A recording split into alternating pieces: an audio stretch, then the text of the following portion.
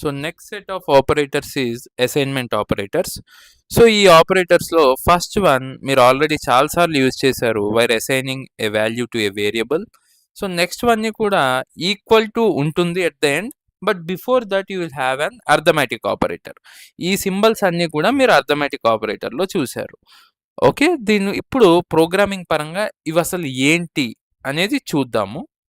So ఒకదాని తర్వాత ఒకటి ఎక్స్ప్లెయిన్ చేసుకుంటూ వెళ్తాను. ఇందాక ఆల్రెడీ రాశాను, బట్ మధ్యలో ఓ చిన్న పాజ్ వచ్చేసరికి I cancel that video. So already కొంచెం ప్రోగ్రామాటికల్గా కొంచెం రాశాను, కొంచెం అసైన్మెంట్స్ అవి చేశాను.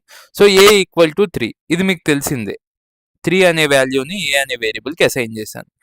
If I print it now, okay, if I print it, okay, let me comment out the last print statement to avoid the confusion. Now the value will be 3, obviously, right? ఒక్క నిమిషం. Yes, so ఇక్కడ ఉంది కాబట్టి print statement, it's obviously 3. So if I comment out this print statement, ఈ print statement comment చేసి నా ఇక్కడ increment చేస్తున్నాను. ఏ ప్లస్ ఈక్వల్ టు 1 అంటే దాని అర్థం ఏంటంటే A equal to A plus 1. So ఇలా రాసినప్పుడు ఎలా చేయాలి అంటే లెఫ్ట్ సైడ్ వాల్యూని మార్చకుండా సేమ్ ఏ అని పెట్టి రైట్ సైడ్ మాత్రం ఏని దాని వాల్యూతో రీప్లేస్ చేయాలి. Now what is the value of A currently? It is 3. So ఏని 3తో రీప్లేస్ చేశాను, ఏ ఈక్వల్ టు ఏ ప్లస్ 1 కాబట్టి 3 + 1. So after this assignment the value of A will B 4. మనం చెక్ చేద్దాము. ఈ ప్రింట్ స్టేట్మెంట్ అన్కమెంట్ చేసి execute చేస్తే మీకు result 4 అని కనిపిస్తుంది. Hope this is clear. Now similarly A minus equal to 1 అంటే ఇది సేమ్ ఇందాక రాసినట్టే ఏ ప్లస్ ఈక్వల్ టు రాసినట్టే ఇది A equal to A minus 1.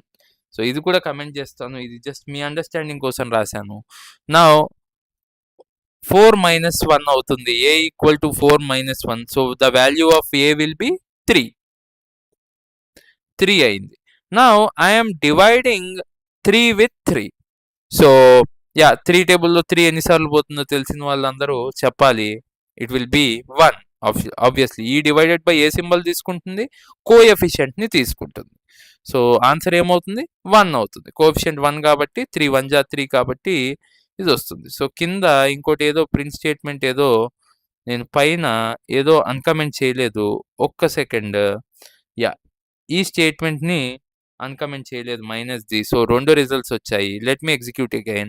So 1.0 అని వచ్చింది. సో నా నేనేం చేశాను, ఆల్రెడీ 1 అయిపోయింది. 1తో పెద్ద మనం ఆపరేషన్ చేసిన మ్యాథమెటికల్గా పెద్ద ఏం రాదు. So I'm reassigning the value of A to 6. So ఇది కమెంట్ చేస్తాను. దీని తర్వాత 6 ఇక్కడ రీఅసైన్మెంట్ అనేది జరిగింది. రీఅసైన్మెంట్ జరిగాక ఏం చేస్తున్నాను, I'm dividing the value of 6 with 4. So floor division అంటే ఏమవుతుంది, కోఎఫిషియంట్ని రిజల్ట్గా ఇచ్చేస్తుంది, కాకపోతే కోఎఫిషియంట్లో ఉన్న ఆ డెసిమల్ పార్ట్ని తీసేసి రిమైనింగ్ ఇస్తుంది. So now the value of A will be 6 floor division 4 అంటే ఎంత గెస్ చేయండి. So it will be 1 obviously. Okay, hope things are clear. So 6 floor division 4 అంటే 4 1 = 4, రైట్? పక్కన రిమైండర్ 2 వస్తుంది. తర్వాత 0.5 పెట్టి దాన్ని ఎలాగో 0 చేసి 4 5 = 20 కొడతారు. బట్ మనం ఆ డెసిమల్ పార్ట్ని కన్సిడర్ చేయం కాబట్టి obviously the result will be 1. Okay, దీన్ని మళ్ళీ రీఅసైన్మెంట్ ఎలా చేయాలి, ఏ ఈక్వల్ టు మళ్ళీ 7 అని ఇస్తాను. ఇప్పుడు 7 8 ఇద్దాము ఫర్ మోడ్లో డివిజన్. ఓకే, సో మోడ్లో డివిజన్ ఏకి ఇస్తే నా ఓకే, నా మోడ్లో డివిజన్ అంటే ఎట్లా, మోడ్లో division is nothing but percentage symbol. A percentage symbol equal to 2. So obviously 8 అనేది 2 టేబుల్లో కంప్లీట్గా డివైడ్ అవుతుంది కాబట్టి ఇప్పుడు ఆన్సర్ 0గా చూపిస్తుంది, బికాజ్ రిమైండర్ని మనకి రిజల్ట్గా చూపిస్తుంది వెన్ యూ డూ ద మోడ్లో division.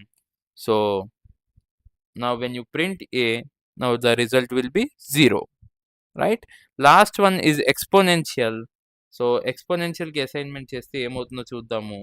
So here the answer is 0. I want to reassign it to some other value. I will assign it to 4. Now A exponential symbol అంటే double star పెట్టాలి equal to 2 which means okay A equal to okay A star star 2 okay that means అంటే 4 square which is nothing but 16